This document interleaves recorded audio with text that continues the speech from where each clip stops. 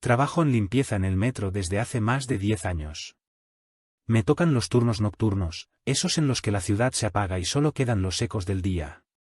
Siempre me ha dado cosa el silencio del metro cuando ya no hay pasajeros, cuando los andenes quedan vacíos y solo se escucha el zumbido de las lámparas fluorescentes. Esa noche fue diferente desde el principio. Lo supe por ese silencio espeso, el tipo de silencio que parece observarte. Era poco después de la medianoche cuando bajé por las escaleras que llevan a la estación Tacubaya. Ya conocía cada rincón, cada olor mezcla de humedad, grasa y polvo viejo. A esas horas somos pocos, 2 compañeros y yo, los de limpieza, más un guardia que da rondas con una linterna que apenas sirve. Todo estaba en calma, como de costumbre. Pero esa noche el cielo se veía rojo cuando entré, como si hubiera fuego a lo lejos. Me pareció una mala señal, aunque preferí no pensarlo más. Mientras trapeaba cerca del andén, sentí una corriente fría en la espalda. No había razón para que corriera aire allí abajo, las puertas estaban cerradas. Vi a mis compañeros más lejos, riéndose de algo, así que pensé que era mi imaginación. Pero cuando me volteé hacia los rieles, vi algo moverse dentro del túnel. Un reflejo, tal vez. La luz del foco parpadeó en ese momento y el corazón me dio un brinco. Me dije que seguramente era una rata.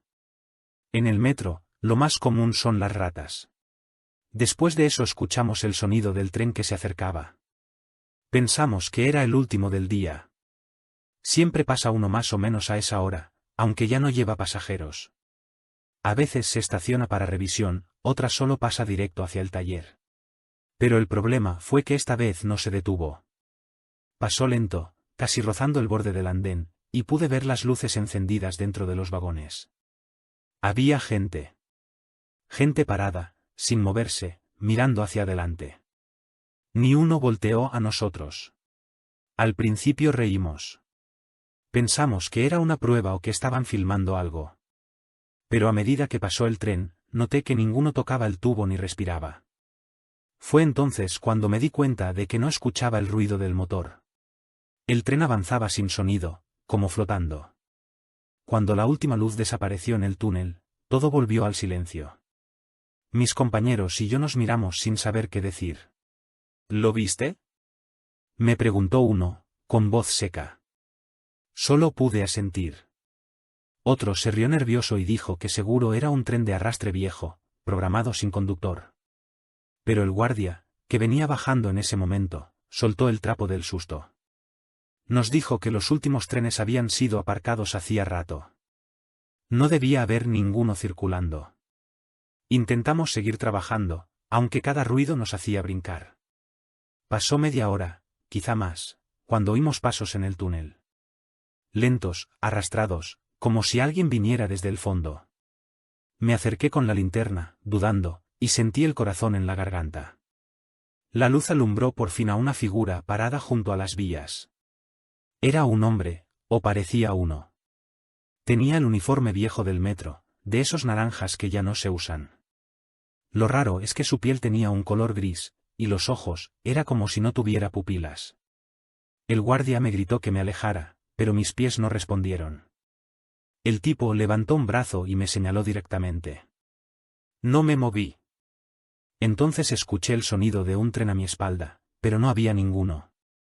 Solo el viento golpeando por el túnel. Cuando parpadeé, la figura ya no estaba. Corrí hacia el cuarto de mantenimiento, con el corazón a 1000. Cerramos la puerta y nadie habló durante un largo rato. Después de unos minutos intentamos calmarnos. Uno de los compañeros dijo que seguro era un indigente, alguien que se había metido y andaba con uniforme viejo. Quise creerle, pero algo dentro no cuadraba. Ni los indigentes aguantan tanto ahí abajo. El aire es denso, húmedo, y se siente como si respiraras polvo viejo. Esa noche, en cambio, el aire estaba helado. Tanto que me dolían los pulmones al inhalar. Antes de continuar con el relato, te pido algo, déjame en los comentarios desde donde estás escuchando esta historia. Quizá en tu ciudad también hay lugares donde la noche respira distinto. Y si te gustan los relatos de este tipo, suscríbete a Sombras Antiguas y acompáñame en esta exploración del miedo que se esconde bajo la Ciudad de México. Cerca de las 3 de la mañana, Cuando ya pensábamos que nada más pasaría, escuchamos el chirrido de los rieles de nuevo. Nos miramos sin hablar. Nadie quería asomarse. Finalmente, el guardia tomó su linterna y fue hacia el túnel. Lo seguimos a unos metros, temblando. El suelo vibraba ligeramente, como si algo enorme avanzara debajo. Pero no se veía tren alguno. Solo los ecos del metal expandiéndose. Esa vibración crecía, como un rugido bajo la tierra. De pronto, se encendieron todas las luces del andén al mismo tiempo. No solo las de la estación, también las de emergencia, esas que normalmente permanecen apagadas. Fue tan fuerte la luminosidad que tuvimos que cubrirnos la cara. Y justo cuando iban apagándose una por una, vi en los rieles una marca brillante, como una huella de fuego. No supe qué pensar. El guardia nos ordenó salir y cerrar los accesos del túnel. Nos quedamos en la superficie, frente a las taquillas cerradas. El viento afuera olía raro, como a ozono o metal quemado. Le pregunté al guardia si eso había pasado antes. Me dijo que no, pero que en su primer año, un supervisor desapareció durante una inspección nocturna justo en esa línea. Que el último vagón del tren que se usó ese día fue retirado porque los trabajadores se negaban a limpiarlo. Decían que, cuando apagaban las luces, podían ver siluetas en las ventanas.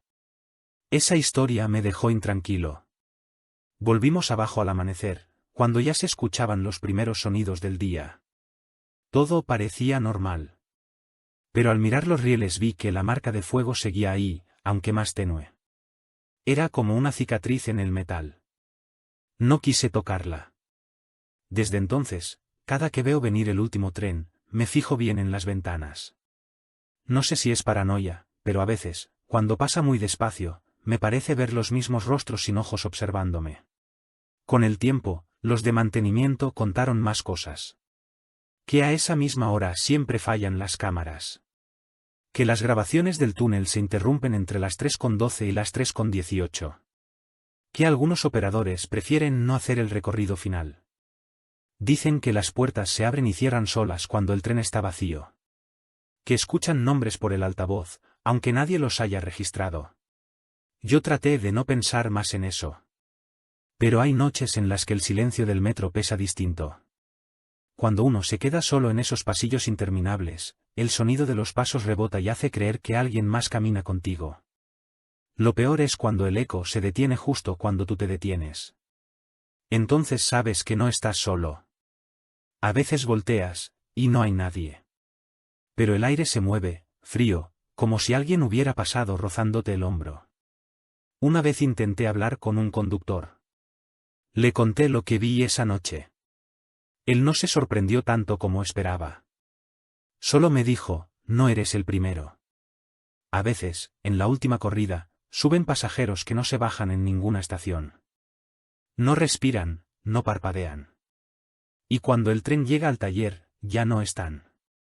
No supe qué contestar. Cuando se fue, me quedé pensando en lo que me dijo. Suben, pero nunca bajan. He querido encontrarle una explicación. Quizás son alucinaciones, producto del cansancio o del ritmo nocturno. Pero la verdad es que no hay forma de explicar los nombres en la bitácora, los números de vagón que no coinciden, o las cámaras que muestran trenes sin registro. En todos estos años he limpiado muchas estaciones, y todavía hay lugares cerrados con sellos viejos, con letreros que dicen no abrir por ningún motivo. Dicen que son zonas en desuso. Pero a veces, desde adentro, se escucha que golpean. No sé cuántas personas han visto lo mismo que yo, pero todos los trabajadores nocturnos del metro tenemos una historia parecida. Nos reímos para disimular el miedo, pero al fondo todos sabemos que algo se mueve ahí abajo, algo que no debería existir. Cada túnel guarda su propio eco, y algunas noches esos ecos suenan como voces. Voces cansadas, lejanas, repitiendo nombres que nadie recuerda. Hoy sigo trabajando en el metro, aunque nunca volví a Tacubaya después de aquella madrugada. Me cambiaron de línea, y aún así, cada que marco la tarjeta de salida, reviso que no sea la medianoche. No quiero volver a ver ese tren vacío lleno de sombras. Pero a veces, cuando el viento sopla desde los túneles, me parece escuchar de nuevo el chirrido de las vías, y una voz susurrando mi nombre desde la oscuridad. Esa es mi señal de que ya es hora de irme. Cuando empecé a trabajar como guardia en la estación Pino Suárez pensé que era un empleo tranquilo. Me pagaban un poco más por hacer el turno nocturno, y yo prefería eso a lidiar con las multitudes del día. A esa hora la estación es otro mundo, los pasillos se vuelven cuevas, los letreros parpadean, y los ecos de pasos lejanos se mezclan con el viento del túnel. Los que trabajamos ahí sabemos que el metro de madrugada tiene su propio ritmo, uno que no sigue el horario de la ciudad, sino el pulso de lo que vive debajo. Durante las primeras semanas no pasó nada raro. Caminaba con mi lámpara y mis audífonos viejos, revisando que no hubiera colados durmiendo en los vagones. A veces encontraba a uno que otro, gente sin casa buscando refugio, y los acompañaba hasta la salida con cuidado. Pero una noche de diciembre todo cambió. A las 3 en punto, escuché un golpeteo proveniente del andén 5. Pensé que sería una rata o quizá algún trabajador retrasado, pero cuando llegué no había nadie. Solo el aire moviéndose, pesado y húmedo como si acabara de pasar un tren. Una madrugada vi por fin algo. La figura de un hombre alto apareció en el andén 5. Llevaba un saco largo, como de otro tiempo, y tenía la cabeza inclinada. Lo noté porque mi linterna reflejó algo en sus zapatos, un brillo húmedo, como si viniera del túnel. Caminaba lento, sin mirar a nadie. Me acerqué un par de pasos y le pregunté si necesitaba ayuda, pero no me respondió. Solo siguió avanzando y se detuvo frente al borde de las vías. Quise alcanzarlo, pero cuando levanté la linterna, ya no estaba. Ni rastro de él. Ni huellas, ni sombra, nada. Los otros guardias se rieron cuando les conté. Dijeron que estaba sugestionado, que el cansancio nocturno juega con la mente. Pero la noche siguiente, al revisar las cámaras del andén 5, lo vi. No desde lejos, sino en primer plano, de pie, inmóvil frente al túnel. Lo raro es que las cámaras de seguridad no graban color, pero su figura se veía ligeramente más oscura que el entorno, como si absorbiera la luz. Cuando parpadeó la imagen, desapareció por completo. Lo que más me perturbó fue que su sombra tardó unos segundos en desaparecer después que él. Quise pensar que era un fallo de transmisión, pero en el respaldo del sistema, la grabación también aparecía igual. Le mostré el vídeo a mi supervisor y me pidió que lo borrara, cosa que nunca hago. Le pregunté si él sabía quién era ese hombre y me respondió sin dudar, no vuelvas a mencionarlo. Fue entonces cuando supe que algo más pasaba. Cuando uno lleva tiempo en estas estaciones entiende el tono con que los viejos empleados dicen las cosas. Ese tono que avisa que hay temas que es mejor no tocar. Esa misma noche soñé con el andén vacío. En el sueño, el hombre del saco largo me daba la espalda. Caminé hacia él con las luces parpadeando a mi alrededor, y mientras más me acercaba, el aire se volvía espeso, pesado como asfalto derretido. Cuando por fin lo tuve cerca, se giró lentamente. Tenía los ojos hundidos y la piel pálida, como si no respirara desde hace años. Me desperté con el corazón latiendo tan fuerte que pensé que iba a morir. Lo peor fue que al mirar mi reloj, marcaban las 3:03. Desde entonces lo veía más seguido. Primero al fondo del túnel, como una sombra quieta. Luego más cerca, detrás de los pilares, reflejado en los vidrios.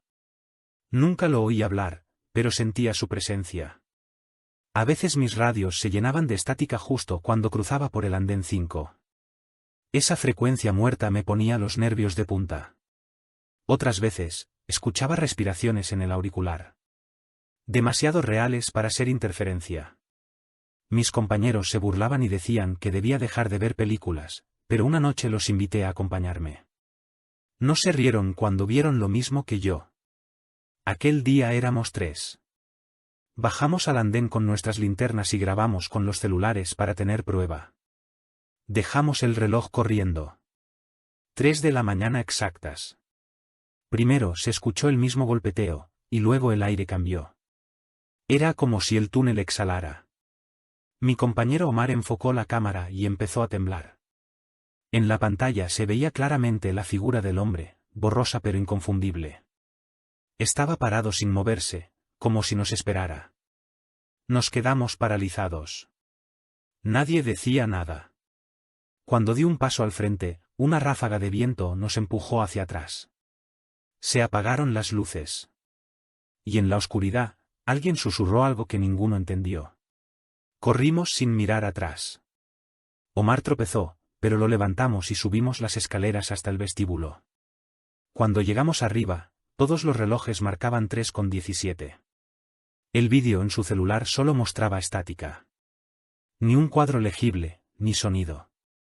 Pero al aumentar el brillo, se distinguía una silueta oscura en cada segundo del material. Como si algo hubiera estado justo detrás nuestra, siguiéndonos. Decidimos no contarlo oficialmente. Borracho de miedo, volví solo al andén unos días después. Tenía que comprobar que todo había sido un juego de luces, una falla técnica, cualquier cosa. Caminé despacio, con la linterna titilando. Todo parecía normal hasta que escuché un zumbido grave, subterráneo, una vibración que no provenía de ninguna máquina. Se me enchinó la piel. Sin pensarlo, apunté la linterna hacia el final del túnel. Ahí estaba nuevamente. Pero esta vez me estaba mirando desde el otro lado. Sentí que el aire se me escapaba. No podía moverme. Sus ojos eran dos huecos negros que brillaban como si dentro hubiera fuego. Quise retroceder, pero mis pies se quedaron clavados al piso. No sé cuánto tiempo pasó. Cuando el ruido cesó, abrí los ojos y ya no estaba. En mis manos, el foco parpadeaba una última vez antes de fundirse. Corrí hasta la salida, sin detenerme hasta que vi la luz del amanecer. Una semana después, mi supervisor me llamó a su oficina. Me entregó una carpeta con la orden de cambio de estación. Por tu salud, dijo. Yo no había pedido nada. Mientras revisaba sus papeles, vi una hoja doblada con anotaciones viejas. Eran reportes de hace más de 20 años, todos sobre incidentes a las 3 de la mañana. En cada uno se mencionaba lo mismo, sombra masculina observada en andén 5, sin identificación. Algunos informes tenían tachones, pero uno aún se leía bien. Decía, guardia desaparecido durante inspección nocturna. Último registro, cámara 5. La fecha era de 1998. Esa noche decidí volver una última vez, aunque ya no trabajaba ahí. Subí al metro como cualquier pasajero y esperé que se vaciara. Cuando el tren partió rumbo al taller, bajé y caminé hacia el área restringida. Me temblaban las manos, pero quería saber la verdad. El túnel seguía igual de oscuro, con ese olor metálico que se pega en la garganta. Al fondo, en la pared, había marcas como de uñas, y una fecha grabada, 1998, la misma del informe. Cerca de esa marca, una placa oxidada decía en letras borrosas, no quedarse después de las 3. Entonces entendí que el tiempo no corre igual ahí abajo. Que hay lugares donde los minutos se doblan y quedan atrapados, repitiendo la misma historia una y otra vez. Esa figura que aparece en el andén 5 no busca asustar, sino salir de ese bucle. Pero su condena es volver siempre al mismo punto, con los mismos pasos, mirando el mismo túnel oscuro. Desde esa noche, no volví a pasar por esa estación. Ni siquiera uso esa línea. A veces, cuando viajo de madrugada, me quedo mirando por la ventana del vagón y creo verlo en la oscuridad de otra estación. Parado, quieto, con el saco largo y los zapatos húmedos. Ya no siento miedo, solo una especie de tristeza profunda. Como si entendiera que también está cansado de esperar. Pero cada vez que los vagones se detienen y el reloj marca las 3, me invaden escalofríos. En el fondo sé que no es un recuerdo, sino una advertencia. Porque el hombre del andén 5 no se ha ido, solo está esperando a que alguien más lo mire de frente. Soy técnico de mantenimiento en el metro desde hace más de 15 años. Conozco las entrañas del sistema mejor que mi propia colonia. Cada noche desciendo con mi casco y las luces en el cinturón, preparado para revisar fugas, cables y estructuras que apenas aguantan otra década. Pero hay sectores sellados hace tanto que ni los supervisores recuerdan por qué se clausuraron. Uno de ellos está entre Barranca del Muerto y Mixcoac, un tramo donde el aire parece diferente, más denso, como si todavía respirara por su cuenta. Esa madrugada fui enviado allí por una alerta en los sensores de ventilación. El reporte decía que había flujo de aire irregular, y eso nunca es buena señal. Las rejillas subterráneas deben mantener una presión constante, y si algo interrumpe el paso, puede causar fallas graves. Bajé por el acceso B7 con un compañero nuevo, Mario, que apenas se estaba acostumbrando al turno nocturno. Mientras acomodábamos las herramientas, le conté el rumor de esa parte del túnel, que antes formaba parte de una extensión cancelada, y que durante la construcción alguien desapareció sin dejar rastro. Él se rió, aunque la risa sonó forzada. Las luces de emergencia titilaban y la humedad nos calaba en los huesos. Caminamos casi 500 metros antes de llegar a la zona marcada como restringida. Las paredes tenían grietas cubiertas de moho, y el suelo, pequeñas marcas circulares, como si alguien hubiera arrastrado algo pesado. El plano digital marcaba un pasillo más adelante, pero al llegar, el túnel se bifurcaba en dos direcciones. Según los documentos, la derecha no debía existir. Sin embargo, desde allí venía el aire frío que nos golpeaba el rostro. Apenas dimos unos pasos hacia ese lado, el ruido cambió. Ya no era el zumbido de los ventiladores ni el típico eco metálico del subsuelo.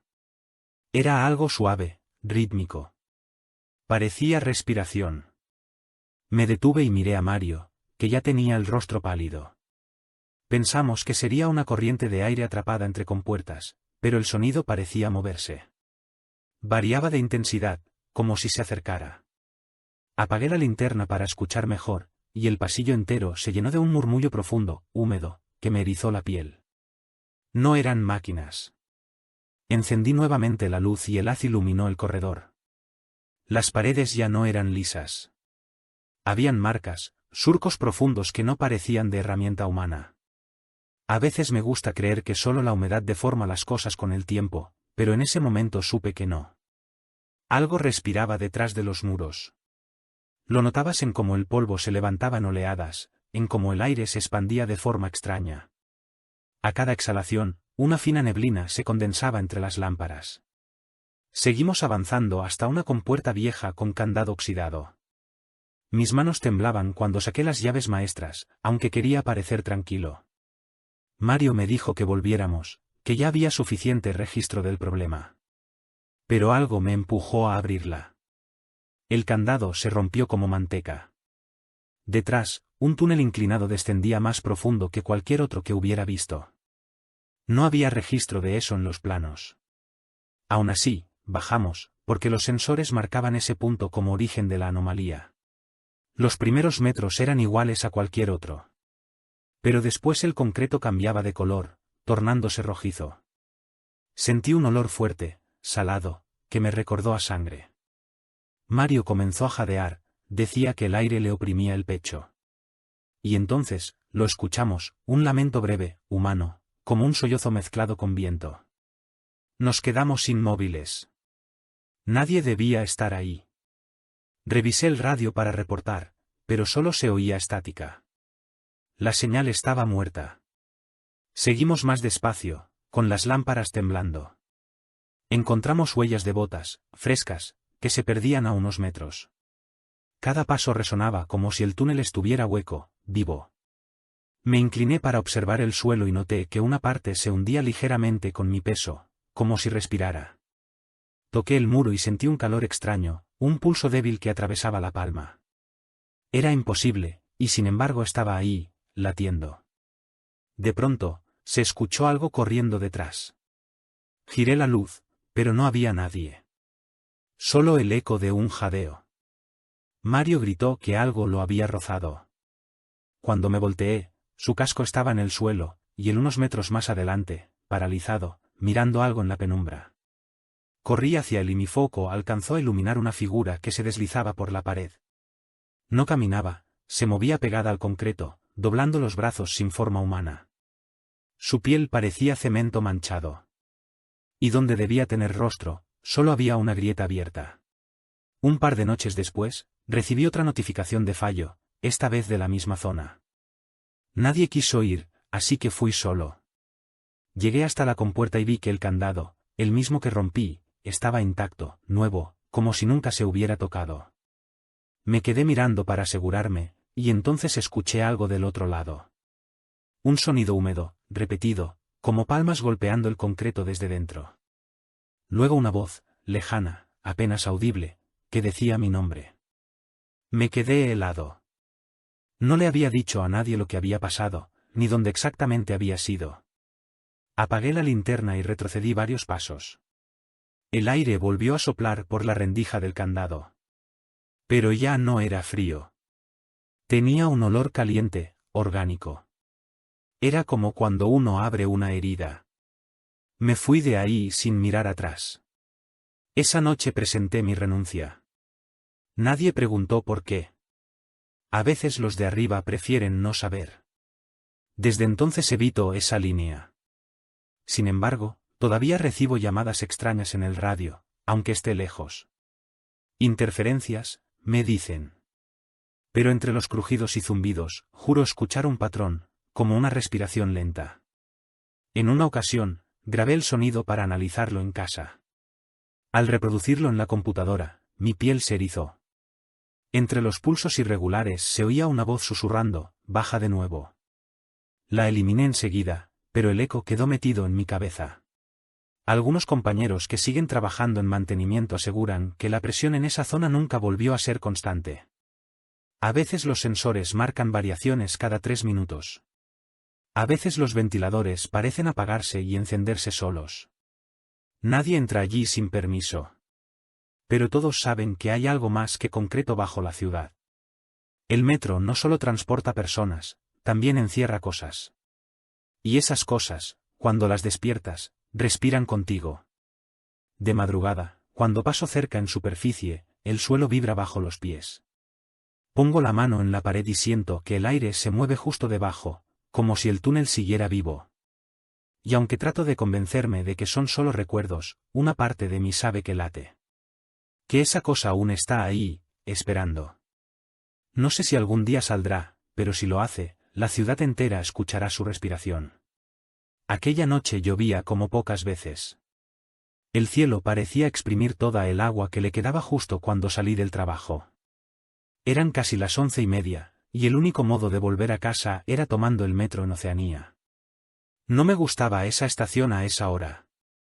Siempre hubo algo extraño en la forma en que el viento sopla por los túneles, como si viniera desde un lugar más hondo que la tierra. Pero el cansancio me ganó, y decidí apurarme. Lo último que quería era quedarme sin la última corrida. El andén estaba casi vacío. Apenas un par de personas dispersas, cada una refugiada en su propio silencio. Miré el reloj, faltaban pocos minutos para la medianoche. En el anuncio electrónico parpadeaba, tren en aproximación. Suspiré aliviada. Como de costumbre, el altavoz chasqueó y soltó una interferencia que se perdió entre las gotas de lluvia. Vi venir las luces a lo lejos y el tren se detuvo chirriando. Las puertas se abrieron con un silbido metálico y subí al vagón de hasta atrás, el más solitario. Dentro solo había una mujer sentada al fondo, vestida completamente de blanco. Parecía mayor, quizá de unos 60, aunque su cabello era tan negro que casi brillaba. No levantó la mirada cuando entré. Me senté a unas filas de distancia y traté de no parecer nerviosa. El tren arrancó con ese golpeteo rítmico que parece latidos mecánicos. Durante varios minutos no pasó nada. El túnel afuera era solo una mancha negra. Pero sentía que algo en ella no encajaba. Su respiración era inaudible, como si el aire la evitara. Trataba de distraerme con el teléfono, pero no había señal. Ningún punto de red, ni siquiera el wifi del metro. Me pareció raro porque normalmente, aunque débil, sí aparecía una conexión. Guardé el celular y miré de reojo a la mujer. Tenía las manos cruzadas sobre el regazo, y sus uñas eran tan pálidas que parecían transparentes. Fue entonces cuando el tren se detuvo de golpe, en medio del túnel. Se hizo un silencio espeso. Solo se escuchaban los ventiladores del sistema respirando lento. Una voz salió del altavoz, monótona, ronca, diciendo algo ininteligible. Luego, una frase, estación, cerrada. Pero no decía cuál. La mujer al fondo levantó la cabeza por primera vez. Su movimiento fue lento, tan lento que el aire a su alrededor pareció distorsionarse.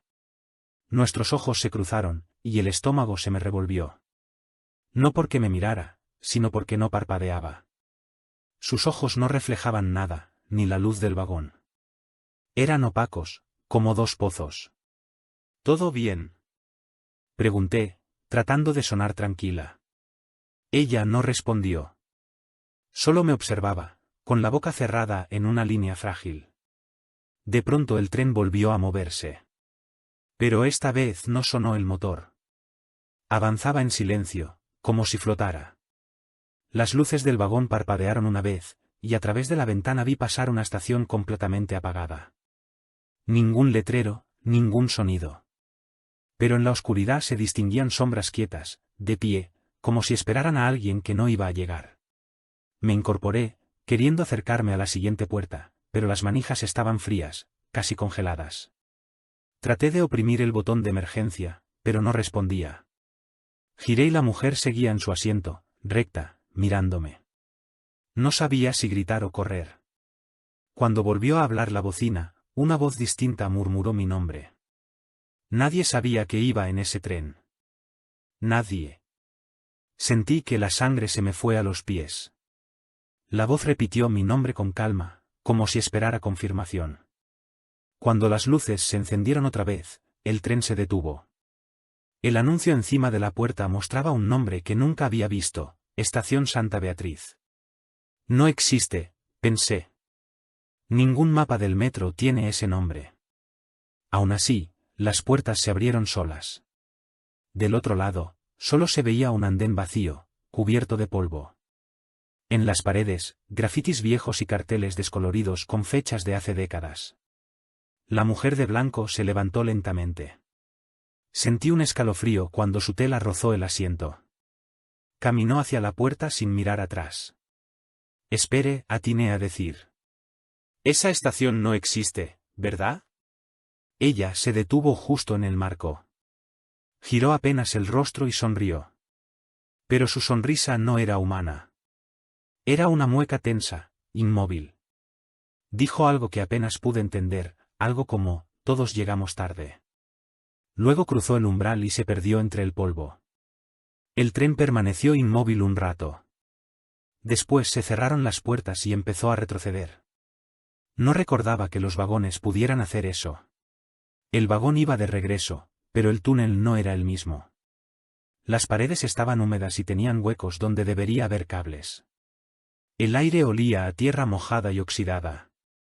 Sentía el corazón palpitando con violencia.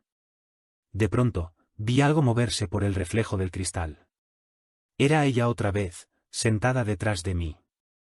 No escuché pasos, no escuché el sonido del asiento. Solo su reflejo, más pálido que antes. Quise levantarme, pero no pude.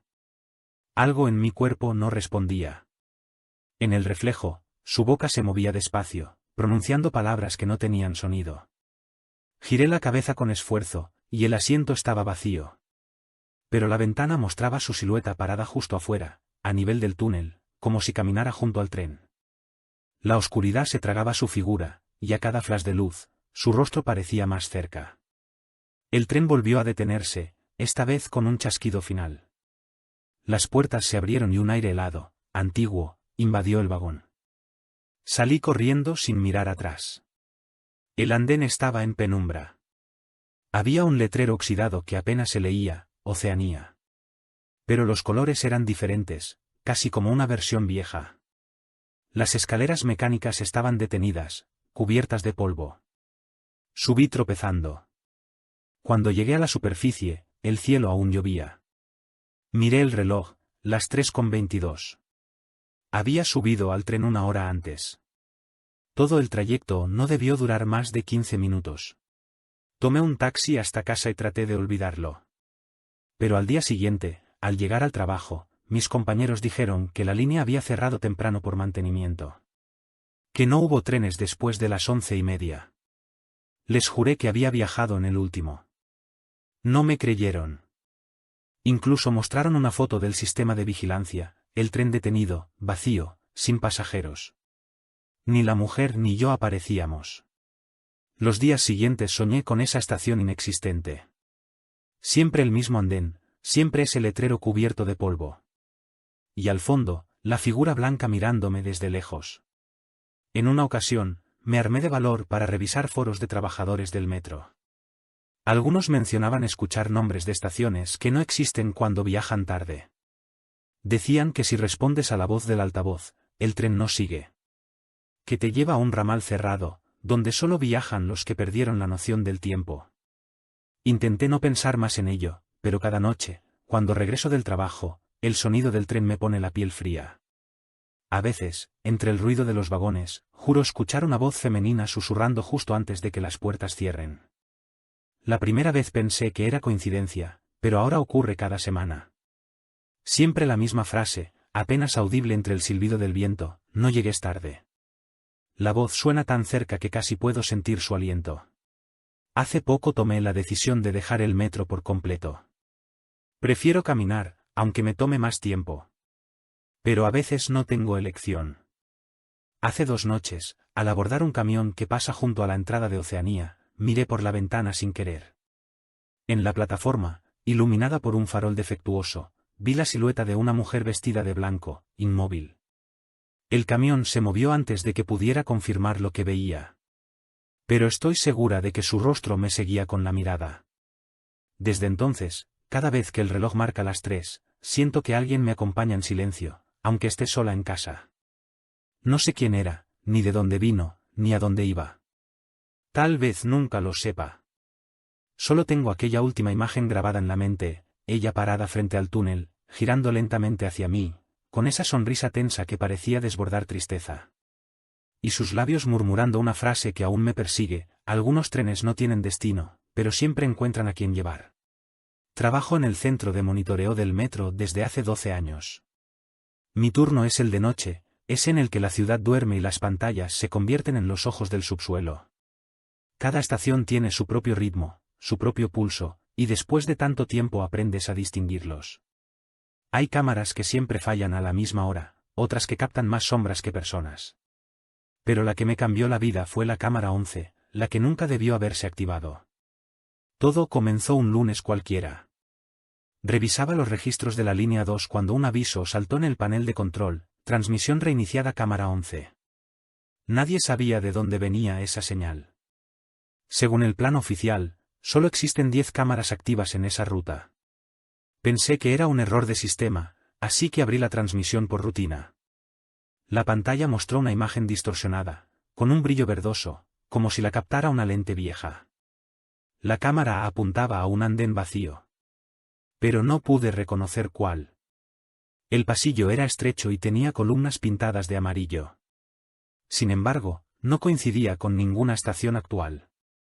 Consulté los archivos y no hubo registro histórico de una cámara con ese número.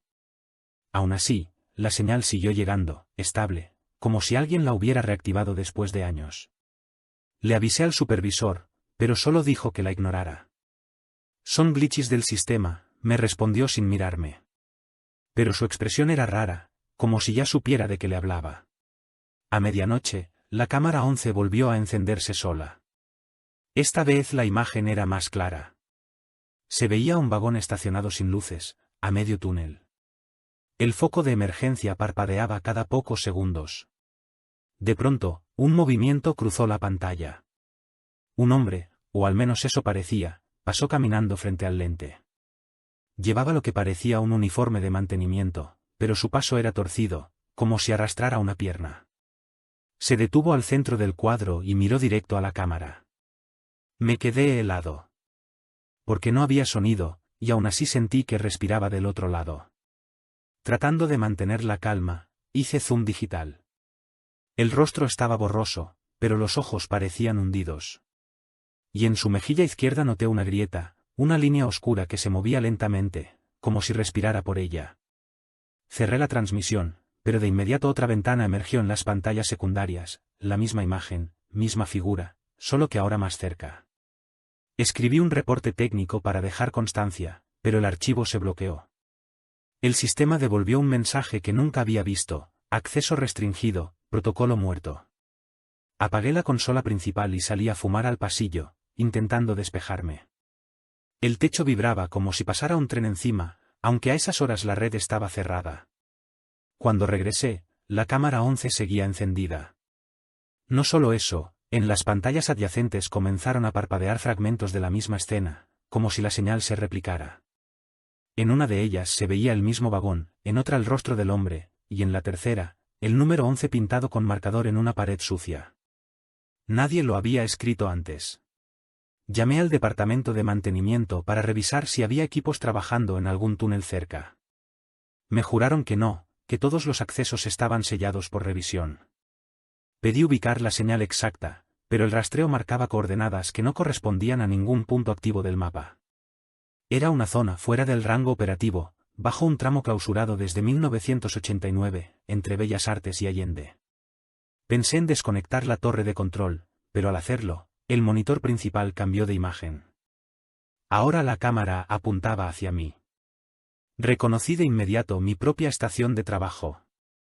Retrocedí sin soltar el auricular.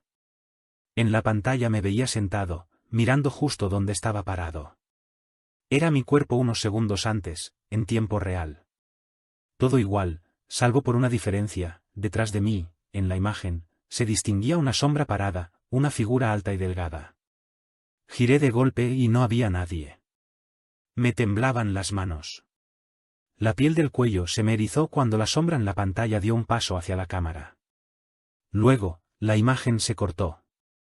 Durante varios días no funcionó la consola. El técnico de soporte vino, revisó los registros y no dijo nada. Solo comentó que la línea de energía había registrado un pico anormal entre las 3:11 y las 3:13. Cuando se fue, dejó un mensaje escrito en un papel: si vuelve a encenderse, no mires. No lo entendí, pero lo guardé. 3 noches seguidas la cámara 11 permaneció inactiva. Hasta el jueves, cuando la luz de alerta volvió a encenderse sola a las 3:09. Respiré profundo y abrí la transmisión. Esta vez la toma mostraba el mismo túnel, pero más oscuro. En el suelo había marcas de pisadas mojadas, como si alguien hubiera caminado por agua. En la pared, al fondo, se alcanzaba a distinguir algo escrito, aunque la baja resolución lo hacía ilegible. Acerqué un poco y pude reconocer 3 palabras: no estás solo. En ese momento, la cámara tembló, y por un instante parecía que alguien la sostenía con la mano. Escuché un crujido detrás del panel, como si algo se moviera dentro del muro. Apagué de golpe la pantalla. A la mañana siguiente, el supervisor me exigió que borrara todo rastro de los registros. Me dijo que había recibido llamadas de más arriba advirtiendo que esa cámara debía permanecer oculta. No explicó por qué. Le pregunté qué había en ese túnel, y solo respondió: ahí abajo siguen los que nunca salieron. Sentí un nudo en el estómago. Cuando intenté buscar información por mi cuenta, varios archivos estaban vacíos o con nombres cambiados. En un respaldo antiguo hallé una lista de cámaras antiguas, y entre ellas, la 11 figuraba como inactiva por pérdida de personal. Esa frase no me dejó tranquilo. La misma noche decidí verificar las grabaciones en un disco externo, ignorando las advertencias. Al conectarlo, la carpeta se llenó sola con nuevos archivos, todos con la misma fecha y hora: 3:11, 3:12, 3:13. Eran vídeos breves, apenas un par de segundos cada uno. En el primero, la cámara mostraba el pasillo vacío. En el segundo, se veía una silueta acercándose. En el último, el lente estaba cubierto de niebla, y entre la distorsión se veía un rostro pegado al vidrio. El mío. Tiré el disco al suelo y salí corriendo al vestíbulo. Estaba vacío. El reloj marcaba las 3:14. Sentí que algo se movía detrás de mí, un aire denso, eléctrico. Volteé y vi las pantallas encenderse una a una, mostrando todas la misma imagen: el túnel oscuro y la figura quieta bajo la cámara. No avancé, no grité. Solo observé mientras la figura levantaba lentamente la cabeza. La pantalla comenzó a vibrar. Y entonces, sin previo aviso, las luces del cuarto parpadearon y se apagaron. Quedé a oscuras. A los pocos segundos, una de las pantallas volvió a encenderse. En ella ya no se veía el túnel, sino la sala donde yo estaba. Al principio creí que era un reflejo, pero en la imagen había una sombra justo detrás de mi silla, inmóvil, muy alta. Sus contornos eran difusos, como humo comprimido. Daba la sensación de que, si me movía, podría verme directamente. No sé cuánto tiempo duró eso. Solo recuerdo el sonido de mi respiración acelerada y el zumbido constante del monitor. La sombra se inclinó, medio paso hacia adelante, y el vídeo se cortó con un pitido agudo. Cuando llegaron los del siguiente turno, me encontraron inconsciente, con el panel lleno de marcas de manos. No recordaba haber tocado nada. Dijeron que los bancos de memoria estaban borrosos, que la cámara 11 volvió a desaparecer del sistema. A partir de esa noche, nadie quiso cubrir mi horario, y el cuarto de monitoreo se mudó a otro piso. El área antigua quedó clausurada. Pero a veces, al pasar por el corredor, alguien comenta que de las rejillas viejas sale un ruido leve, casi como un suspiro digital. Una vez quise comprobarlo. Me asomé y escuché un murmullo débil proveniente del interior, como una voz que intenta atravesar estática. Se repetía cada pocos segundos, y tardé en darme cuenta de qué decía. Era una palabra simple, arrastrada, pero reconocible: mírame. Desde entonces, cubro los monitores con cinta negra al final de cada turno. Y aún así, de vez en cuando, la luz intermitente del panel 11 vuelve a encenderse sola, recordándome que en los túneles del metro no todo lo que vigila está vivo. Translate: he trabajado gran parte de mi vida en el metro. Conozco las líneas, los ruidos, incluso los olores que cambian de estación en estación. Pero después de escuchar tantas historias de compañeros, después de ver lo que las cámaras no muestran, algo en mí se quebró. Empecé a entender que lo que pasa ahí abajo no siempre pertenece al mundo que conocemos. La ciudad oculta bajo la ciudad respira, y bajo esa respiración se esconden los ecos de los que alguna vez estuvieron vivos. Translate: todo comenzó cuando empecé a recopilar testimonios. Grababa en voz baja lo que los trabajadores me contaban durante los relevos nocturnos. Había relatos de trenes sin maquinista, cámaras que grababan figuras imposibles y personas que desaparecían entre estaciones sin dejar rastro. Escribí cada palabra en un cuaderno pequeño de tapas negras. No para publicarlo, sino para no volverme loco. Porque cuando pasas tanto tiempo solo en los túneles, la línea que separa el miedo de la realidad se vuelve delgada. Translate: una vez, un operador me dijo algo que me dejó helado. Dijo que las vías no solo conducen trenes, sino historias inacabadas. Que cada vez que un convoy pasa, despierta los ecos de los que ya no volvieron. Que el sonido de las ruedas no siempre es metal contra metal, sino voces arrastradas. Yo quise pensar que era una metáfora de borrachos o una superstición más, pero las pruebas que había reunido hacían difícil seguir dudando. En las grabaciones nocturnas, el silencio no era silencio, entre las frecuencias bajas, se oían respiraciones, susurros, a veces risas sin cuerpo. Translate: comencé a obsesionarme. Revisaba planos antiguos, cruzaba bitácoras de incidentes, preguntaba en los talleres. Descubrí algo perturbador: algunas secciones del metro se construyeron sobre antiguos túneles coloniales, pasajes olvidados que conectaban conventos, cárceles y osarios. Ninguno fue sellado del todo. Era fácil imaginar cómo la humedad, los ecos y el abandono transformaban esos huecos en trampas de sonido. Pero la sensación de que esas voces no eran solo resonancias me perseguía día y noche. Translate: una madrugada decidí bajar más allá de la zona permitida. Llevaba linterna, grabadora y mi libreta. El aire estaba espeso, saturado de polvo viejo. Caminé en dirección a unas compuertas cerradas que ya nadie vigilaba. Cada paso levantaba pequeñas nubes que se quedaban flotando, reflejando la luz de la lámpara. Al llegar a un recoveco, el sonido del viento cambió.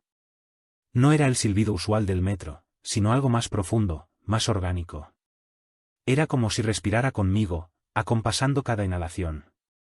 Translate: seguí grabando, esperando captar algún sonido que confirmara lo que percibía. Al revisar la cinta después, aparecieron ruidos imposibles, pasos que no di, murmullos detrás de mi voz, respiraciones que no eran mías. En un momento, se escucha claramente algo decir: no nos ves, pero estamos aquí. Cerré la grabadora y la guardé sin mirar atrás. La linterna empezaba a parpadear, y cada destello iluminaba fragmentos de grafitis viejos, tallas borrosas, símbolos que parecían rostros gritando desde la piedra. Translate: cuando al fin volví a superficie, la luz de la mañana me pareció irreal. No le conté a nadie lo que había vivido, pero a partir de esa noche empecé a notar coincidencias. Los guardias hablaban de que en los túneles bajos a veces se escuchaban las mismas palabras, nombres. Los operadores decían que, en ciertos recorridos, al pasar por un punto exacto entre Barranca y Mixcoac, las luces del tren titilaban en sincronía con un suspiro. Los técnicos, sin saberlo, registraban descensos súbitos de temperatura justo a las 3:11, la misma hora en que la cámara 11 se activaba sola. Translate, una tarde, revisando los registros térmicos, descubrí un patrón. Cada año, durante los últimos días de octubre y primeros de noviembre, el metro mostraba picos de actividad en tramos inactivos. Sonidos, fallos eléctricos, interferencias en las radios.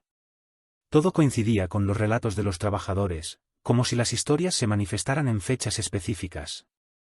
Era imposible no pensar en una memoria colectiva grabada en las paredes, una red viva alimentada por el miedo de quienes la recorren. Translate, decidí poner todas las piezas juntas, el tren que no se detenía, el hombre del andén 5, los túneles que respiran, la mujer de blanco, la cámara 11. Cada historia parecía aislada, pero todas compartían una cosa, ocurrían a la misma hora. Las 3 de la mañana. La llamada hora del silencio, cuando los sistemas de energía se estabilizan y el metro duerme. Pero quizás no todos duermen. Quizás hay algo que solo se mueve cuando el resto calla.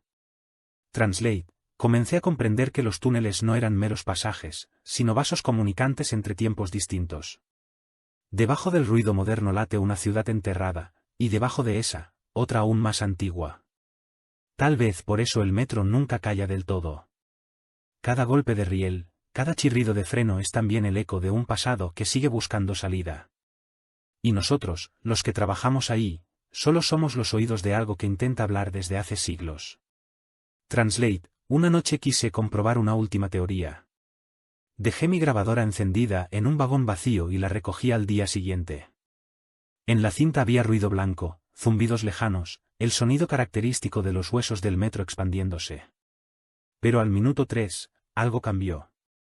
Se escuchó una voz limpia, directa, sin interferencia. Decía, no cierres los ojos. Luego, silencio. Ningún técnico pudo explicar cómo se generó esa grabación. Al reproducirla en el taller, las luces parpadearon y la grabadora se apagó sola. Translate, esa fue la noche en que decidí dejar el trabajo.